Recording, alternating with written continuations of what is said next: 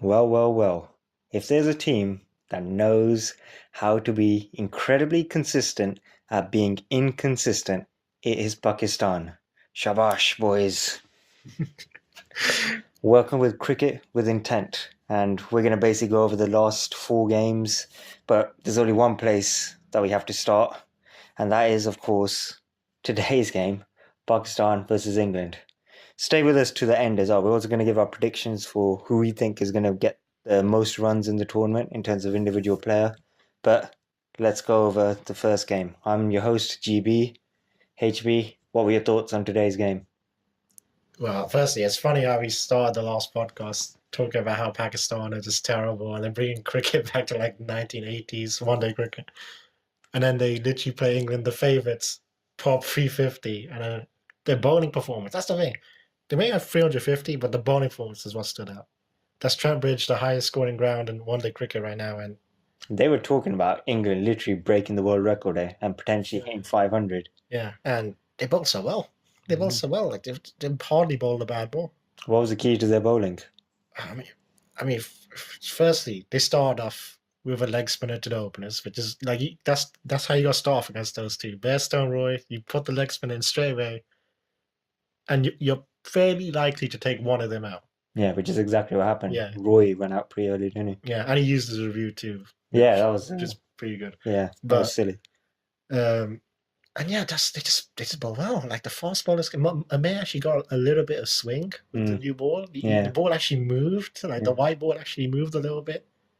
And then Wild Rios came in, and that guy is unbelievable. It's crazy because people were questioning him, like, what the hell is he doing in the team? He hasn't played ODI cricket in a while. Like, oh, he was terrible in the first game. They should drop him. You could tell he was someone who was playing for his future. His stats the last 2-3 years have been awful. Yeah. He got dropped in the Champions Trophy in which they won because, Yuvraj Singh was smashing him around. Yeah. And he comes in to this tournament with this. I mean, his coach even said like a few months ago about basically saying Wild Rios is not good anymore. Yeah. That's why he's not on the team. Yeah. And he goes and does this. Yeah. Which is just, it's crazy. He's bowling pace. It's like every 4 years the World Cup rolls around. Wild Rios is just like, that's it, I'm back. It goes to my theory actually, which is I think bowlers, because it's a hard job, right? I think they show up. They should peak at the right time. They show up at this moment. This is their moment. Yeah. And they realize that we're going to put full effort. Everything's going to be, our game plans are going to be concise. We're going to know exactly what we're going to do.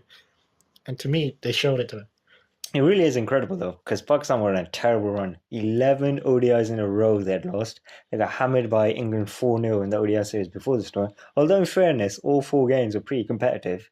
But that's just typical Pakistan. Like, you just had a feeling like it would not surprise you if they suddenly turned it around today and they beat England.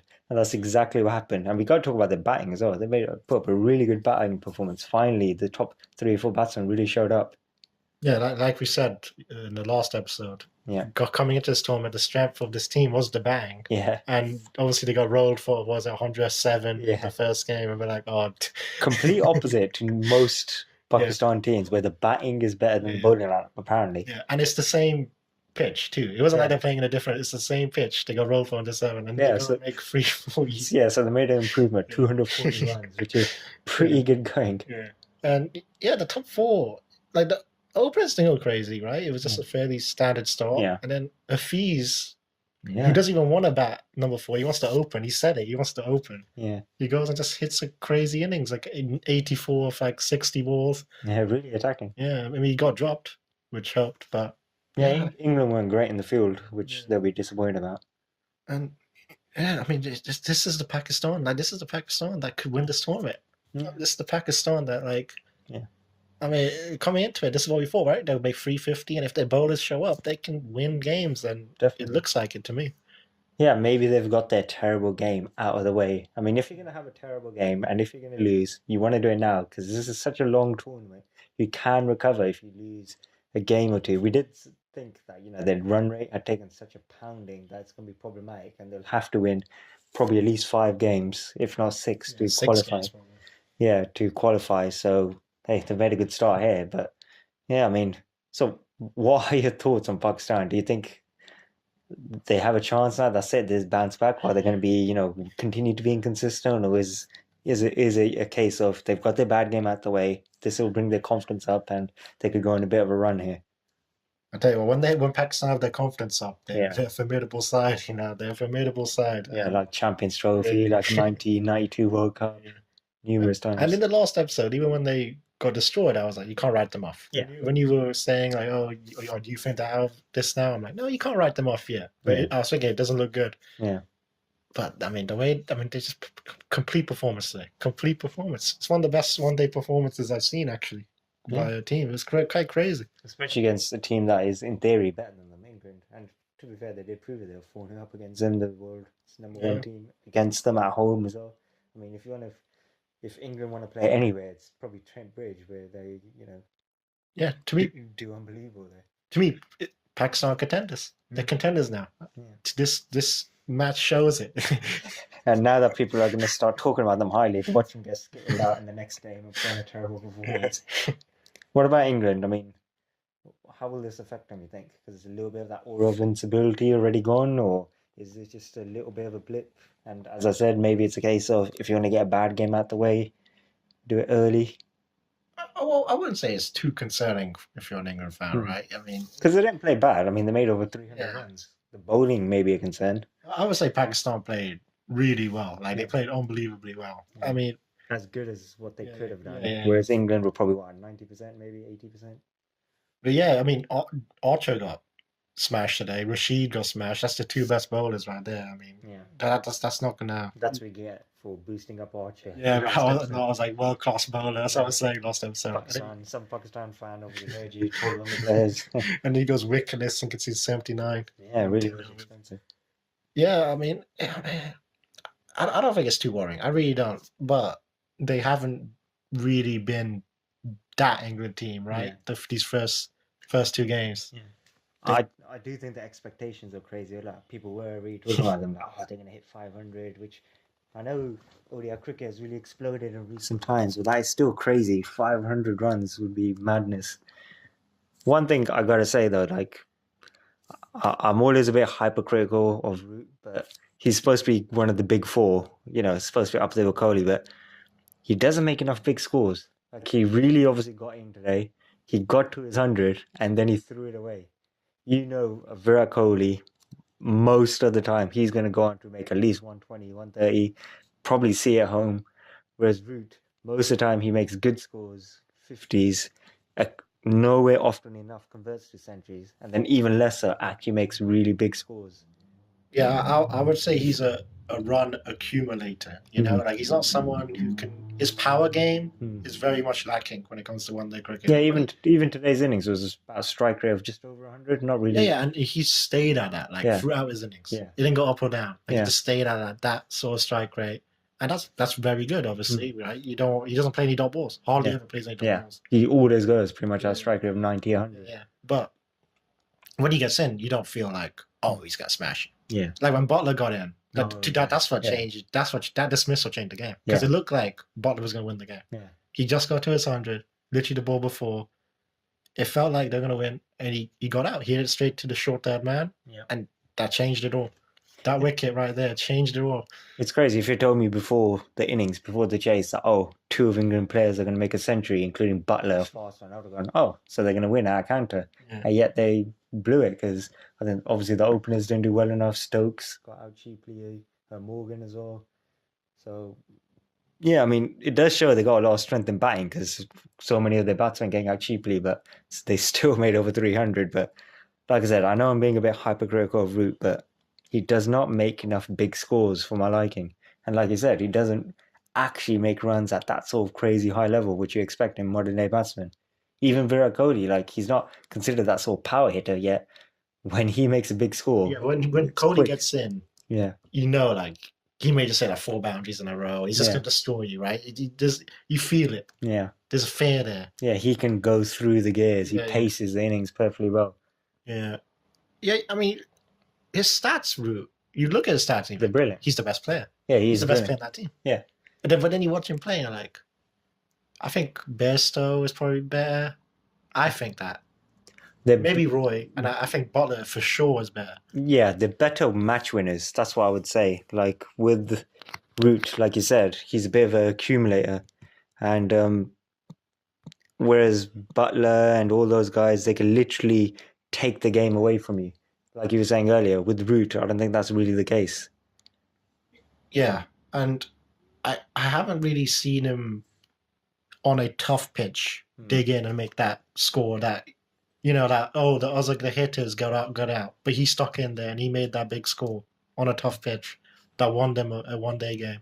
I haven't seen that. Yeah, no, certainly not that often anyway. So to me, I look at him, I'm like, okay, so he doesn't quite have the power game to kill you on the flat pitch, Yeah, and he's not quite good enough. Well, I don't want to say good enough, yeah. but he hasn't shown the ability yet to score a tough innings in a low-scoring 1 day game to win, which I've seen Butler do. Yeah. We've seen Butler with 9 down Yeah. against Australia. Yeah, that was brilliant innings. You know, We do know, by the way, we're being hypercritical here, but when we're talking about this, we're comparing him to the Virat Kohlis and Kane Williamsons of the world, the Ross Taylors, who's criminally underrated. I'd personally put him in the big four rather than Steve Smith when it comes to ODI cricket, but that's a different story. But so, what do you think about England? They're still going to be all right, you think, and still favourites of the World Cup, or how do you think this will affect them? I mean, they should probably still make the top 4, right? I mean, Yeah, they should. I mean, as long as they make the top 4, they get to a knockout stage, anything can happen at that point. Yeah. It's a one-off game. I mean, I don't really think there's much to say, honestly. Like, I guess Archer and Rashid have to bowl better, right? If those two bowl like that, then they might not make it out of the groups. As they're that important to that team. I mean, that's the 2 best bowlers right there. Yeah, they don't have much strength in their bowling. So, yeah, I mean, they should be fine, honestly. They really should be fine. Yeah, I think they will as well. Let's move on to one of the older games, Bangladesh, South Africa. Now, that was a great game. They finally did it, Bangladesh. Yeah, everyone's saying it's an upset, right? But it's like, is it really an upset? No, I don't think it is. And that shows part of the reason why South Africa lost. Faf du Plessis, I think his interview afterward literally said, like, oh, even Bangladesh can beat us on the day. Like, I'm sorry, this isn't Bangladesh from 10 years ago or 20 years ago. This is a Bangladesh team that's consistently actually won ODI series, especially at home. They've won big games now, even in World Cup level, tournament level. Obviously, they've been Pakistan before, India before. They reached the quarterfinals, didn't they, last time? Last World Cup, they were quarterfinals. They were quarterfinals, so it's like they're not minnows anymore. Yeah, South Africa, and even now globally, the world, they still treat Bangladesh like the minnows.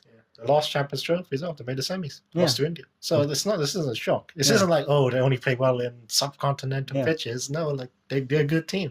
Yeah, and it was good to see. Like, it just shows when you persevere with the associate teams and they persevere with their own players, even when they're losing, that it can eventually come to being a success. Like a lot of these Bangladesh players, when they first started off, they weren't very good. Yet here they were playing mature innings, really building their innings, and they kept their nerve, because that's been the major problem, I think. They tend to bottle it under major situations. Yeah, I'll tell you, one thing I was shocked by is that they made that many runs, and Tamim Iqbal didn't go off. It wasn't him. Yeah. It was Mushfiqur Rahim, it was Shakib, and it was like contributions from everyone else. That was very impressive. And the main thing from the bowling is, the main thing that stood out to me is Mustafi's like, he's got his pace back. Yeah. Like that guy, he lost his pace. Like he came in and he was like one of the best 1 day bowlers in the world with a slow ball. But then he lost his pace, and obviously the slow ball became less effective after that. But to me, he's back. He's bowling high 80s, mile an hour wise, and it looks like he's back again, and that's changed everything. Yeah, I think Bangladesh are a pretty good all-round team. Like, they got some really good, solid batsmen. The fact that Tamim Iqbal, like you said, didn't make the runs in this innings and they still made 330 is really impressive. The bowling looked pretty good as well. Where do you think they could go in this tournament? Look, it's another team that can make the top 4, right? I mean, that's all. I mean, it's another team. I mean, when you look at the subcontinental teams, there's a case for them to be better than India. As crazy as that sounds, I really believe that they bat deeper than India. Yeah, and I think honestly, I think the bowling is it's not. I'm not sure India that I don't want to make an India thing, but outside of Bumrah. Yeah, I'm not sure India's bowling lineup is that far ahead of theirs. That's all I gotta say. I think this Bangladesh are a strong team. they're a strong one-day team, and they've been proving it for years now. Yeah, and the fact that there's no pressure on them, like we talked earlier, people still treat them like minnows. That could definitely benefit them as well. Because, like I said, I think it's when under pressure that they sometimes falter. And the fact that they've got this win, basically the first game of the tournament, straight away, that takes some pressure off. Because they've obviously got a couple of points straight away. They've got that big win over a major team out the way as well. So now it's like they could play with freedom. Like, hey, their fans are happy anyway. Like, yeah, we've got a big win against South Africa at World Cup level as well now. And yeah, I think you're right. They can play with a lot of freedom, express themselves. Because I think we've talked about it before. There's 9 games in the group stage. If a team gets 5 wins, they've got a chance. Oh, Yeah. that's So the goal. yeah, so from the remaining 8 games, they've just got to go 50-50. They're playing Afghanistan, and that's a big game, crucial game. That's tomorrow, in fact. Sorry, not tomorrow. That's Sri Lanka, Afghanistan. But yeah, that'll be a big game against Sri Lanka. That's another 2 potential wins for them there. And if you think about that, you just need 2 more wins from the rest of the big games, and you never know. Yeah, I mean, I think we got to West Africa, right? Yeah, That's we got to talk about South Africa. I mean, Just like- what is going on with South Africa? I mean, like I said, I think part of it definitely is arrogance. They just acted like, oh, Bangladesh, they're still a small team. We should beat them. They sort of had that attitude of if we just turn up, everything will be just fine. It's crazy the amount of starts they got in the innings. Mm. So many people got to like 40 and just got out. Yeah.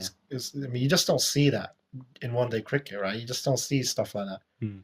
And I said after their first match, and I was saying, I think they missed the opportunity. Mm. Not with just faltering in that chase against England. I think you got to take those opportunities. When you're Yeah. in a position to win games, you got to take those. And I don't know that.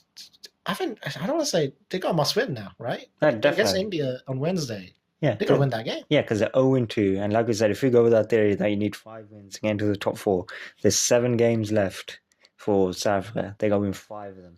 That is really tough. So if they go 0-3, and suddenly you got to win 5 out of 6. And even then, you probably need help from other teams because their run rate will probably start to dip a bit. They're in serious trouble. They're definitely missing De Villiers.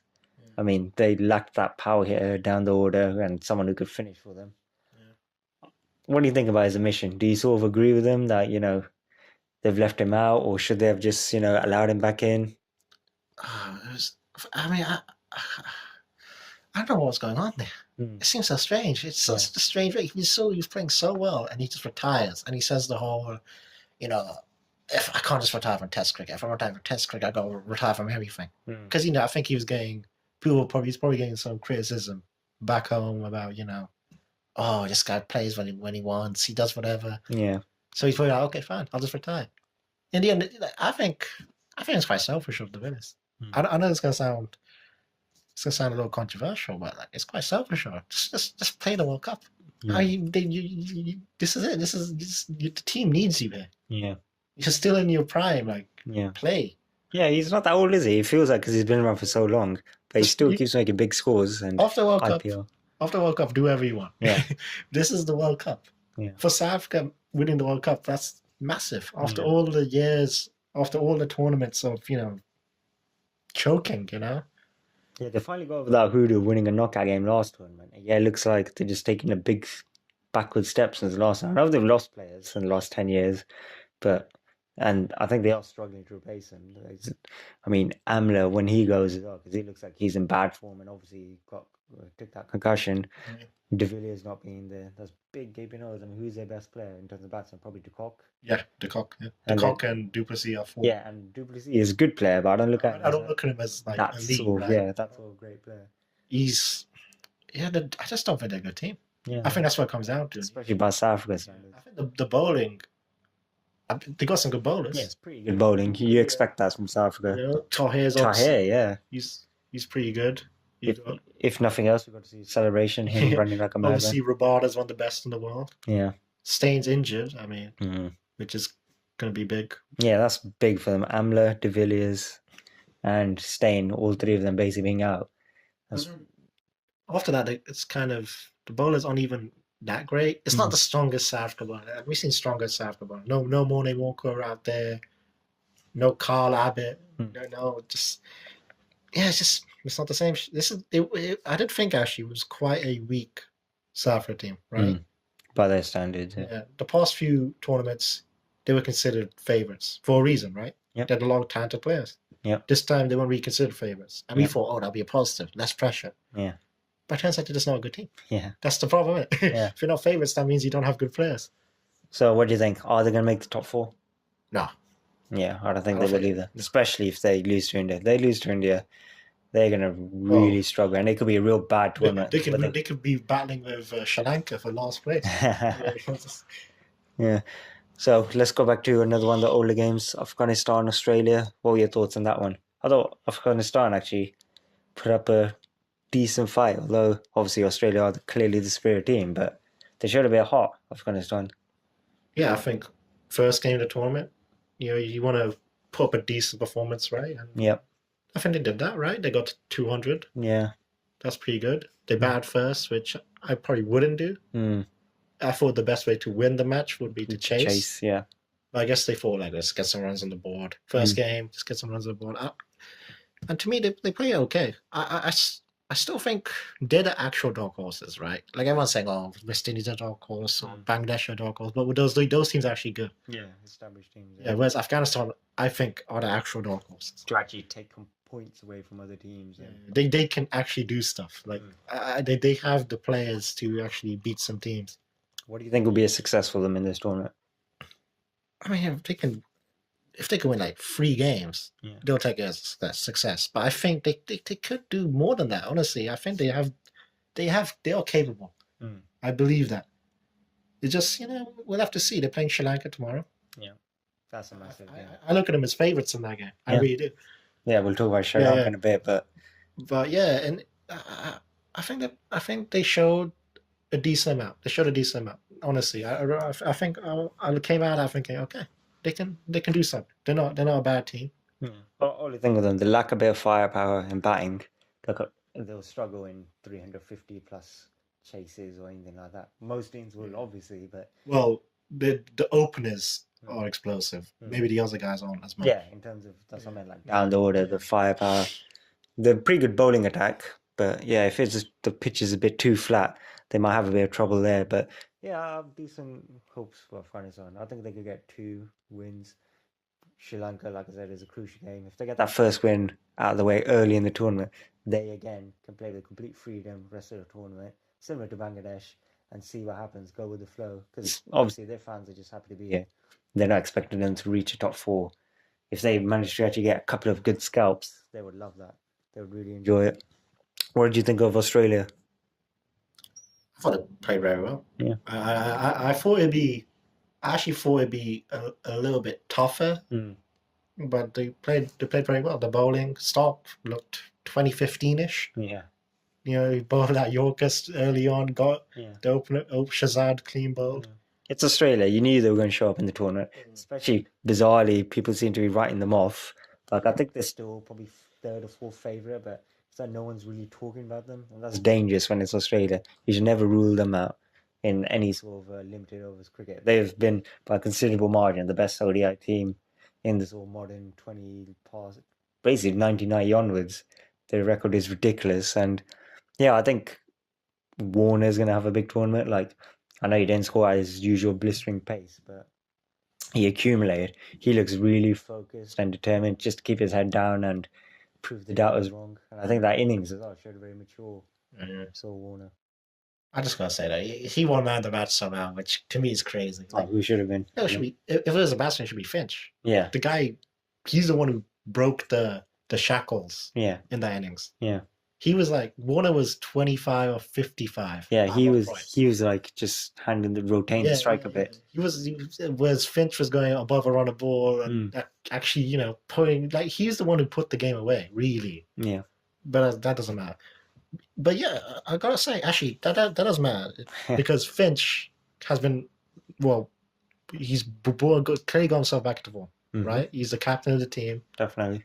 And to me, I think he might be the guy. He might be the guy who's a big tournament. Yeah. Honestly, I think he's a guy who is. I don't know. I think he's almost underrated. Yeah, definitely. And no one's talking about it because everyone's looking at Warner and Smith when it comes to Australia, not just because they're considered the star batsman, but also because of all the controversy, obviously. And it wouldn't surprise me if someone like Finch really had a big tournament and sort of flew under the radar. The bowling. I mean, I mean, it's Stark. It's about Stark. I keep saying it. Stark is the man. Yeah, Stark is the man. If he can be, a he proper strike he bowler. can be up there with Bumrah, Rabada, and those guys when he's at his best. Yeah, He proved it last World Cup, yeah.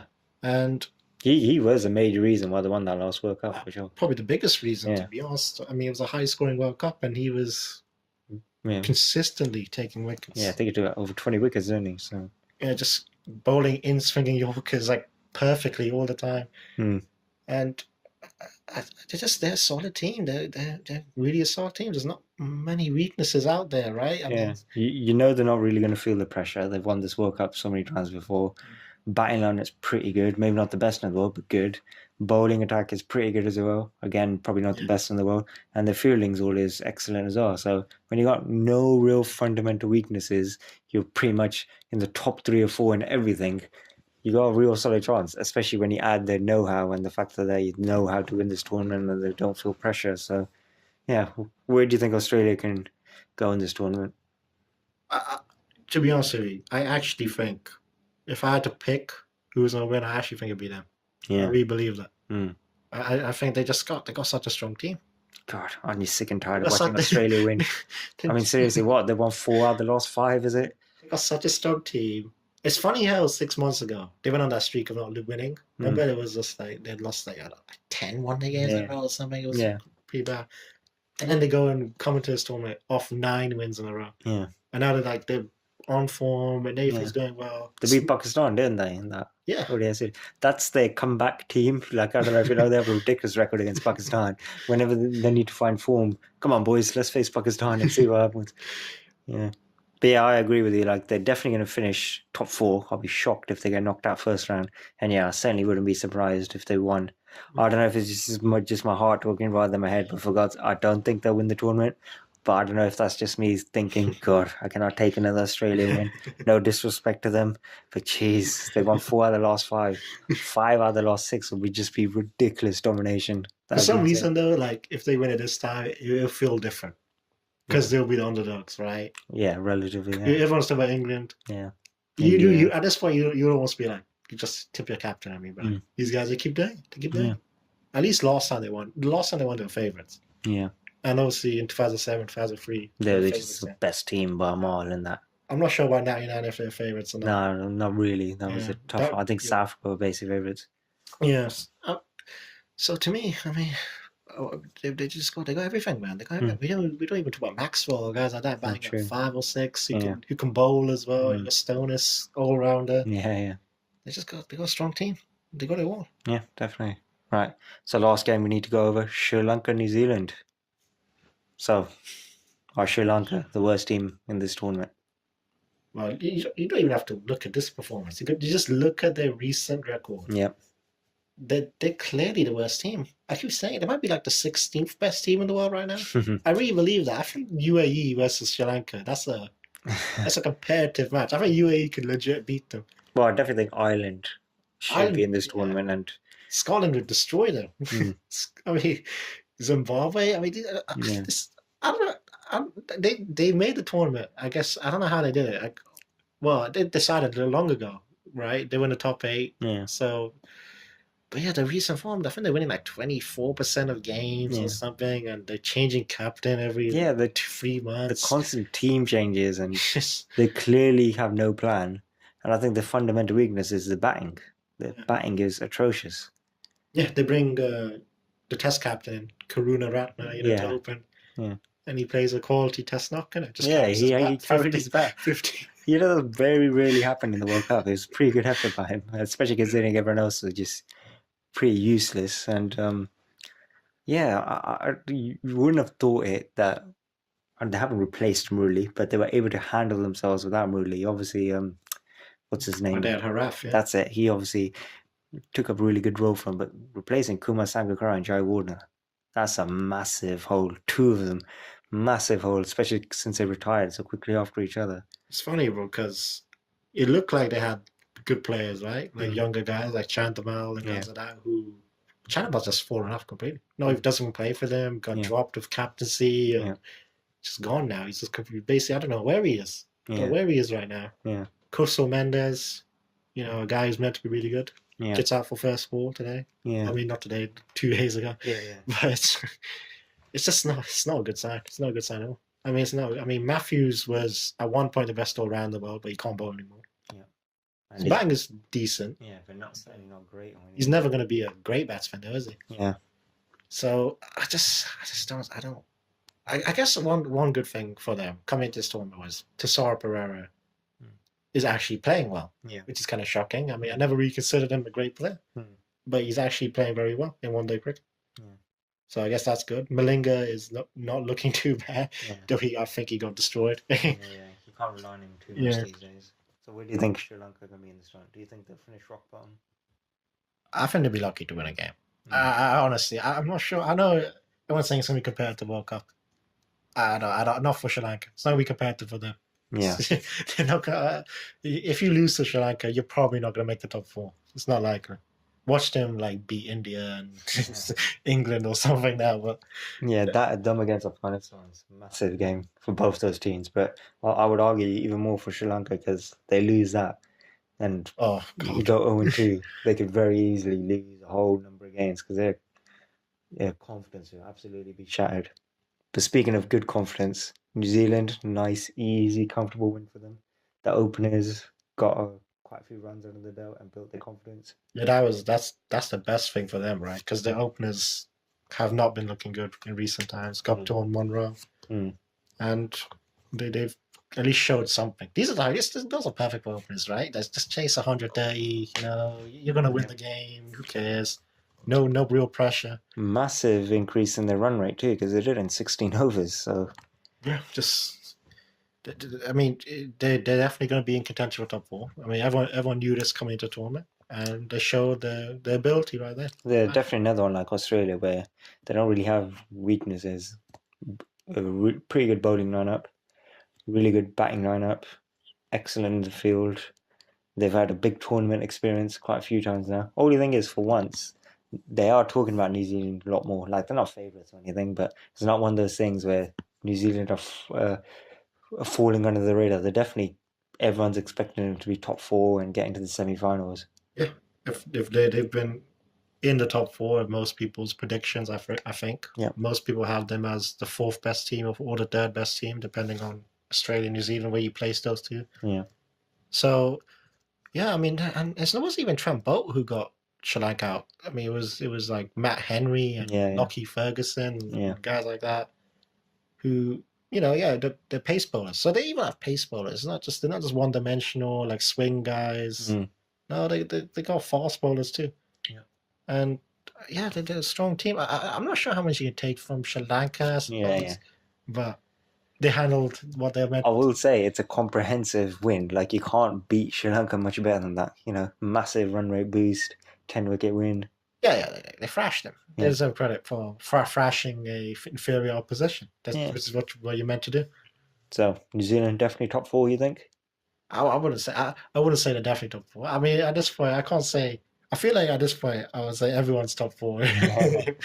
Nice of you to sit on the fence there. Yeah, but I think there's about 7 teams, just on the top of my head. There are about 7 teams, maybe 8 teams who are in contention for top 4. I think you gotta look at Sri Lanka's not on contention. You got Afghanistan, probably not in contention.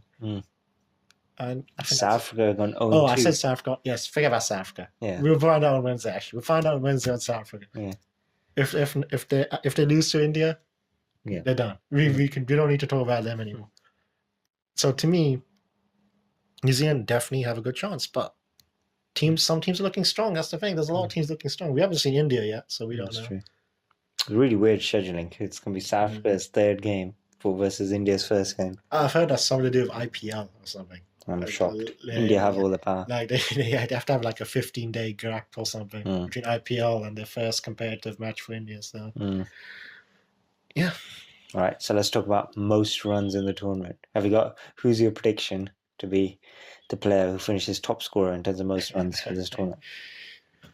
Do you want me to like have one like ready? Like what's your one? Oh, go on, give me a couple of names then. So I was actually thinking. I'm actually thinking Chris Gayle has a shot at this. Chris Gale's made a 50. Chris So, Gale's a shot at this because he looks. I've mentioned it when we mentioned it last time. One day cricket seems perfect for him. yeah. Just perfect for him. He can take his time, Hmm. and obviously, his power is unbelievable, right? Yeah. Especially on these flatter pitches. Yep. But I don't know. I'm start for some reason. I think Babar Azam has a chance. From Pakistan. I think today's match. Like it showed a lot. It showed a lot to me. I was like, wow, Pakistan have a chance. They can go deep into this tournament, and if they go deep with the confidence up, I think Babar Azam can do it. I think this one's the hardest to predict in terms of most runs probably ever, because the worst team in the tournament is going to play 9 games. The best team in the tournament is going to play 11 games, because it's just a semi-final and a final, and 9 group matches. So there's actually not much difference between a team that does terrible and the team that goes all the way and wins it all. So even if you're on a bad team, if you as a batsman perform well, you can still make big totals and big overall total, because you can play 9 games anyway. I'm actually going to go for Joe Root. Yeah, and the reason why, and I know I criticised him earlier, but I think he's always good at making some runs. He makes a good amount of runs. Not often he gets out cheaply. He's already made a century today.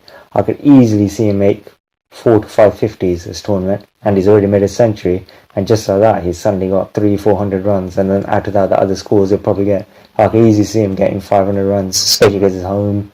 I think a lot of the time the pressure will be off him. He was in a bit early today, but quite often I think the England openers are going to do well, and then he's going to propel it further. The other one, he was probably my pick before the tournament actually, but David Warner. I think he's going to really be motivated. The people are hating on him big time. We saw yesterday, that he made a big score, and it was a very patient, slower score by his standards. I think he's really motivated to take the World Cup home and just have a big tournament. And I suppose we got to mention King Kohli. I mean, obviously we haven't seen India play, so it's tough to say with him, but he's due a big World Cup, because he's obviously had other really good tournaments, and he does brilliant in ODI cricket in general, but he's got to have that big tournament, because I know he probably will end up being a better player than Tendulkar in ODI cricket, but to me, Tendulkar is still number 1, and one of the reasons why is he had 3 big World Cups. Not just 1, not 2, but 3. And the only one he didn't do well in 99 was because it was because his dad died in the 99 World Cup. Otherwise he probably would have had a big tournament there as well. So yeah, I think Virat Kohli, he'll be motivated to have a really big tournament. Obviously he wants to win the tournament anyway, and obviously he's an unbelievable ODI player, but he's definitely got a chance. But my number 1 pick is Joe Root. He was your number 1 pick? It was Bubba, was it? Yeah, I'm going with Bubba. Alright. Bubba. Interesting. Let us know what you guys think in the comments. A couple of similar players there. Yeah. Root and Bubba, Yeah. Accumulators, They consistently make runs. It's interesting. We're both going for those two rather than a big, massive smash hitter, I guess. But yeah, you guys let us know in the comments below who you think is going to be highest run scorer. This has been Cricket with Intent. Thank you very much for listening. We'll be posting a lot more in the next few days as well. So stay tuned. Hit that like, subscribe button, and please do share. Thank you very much.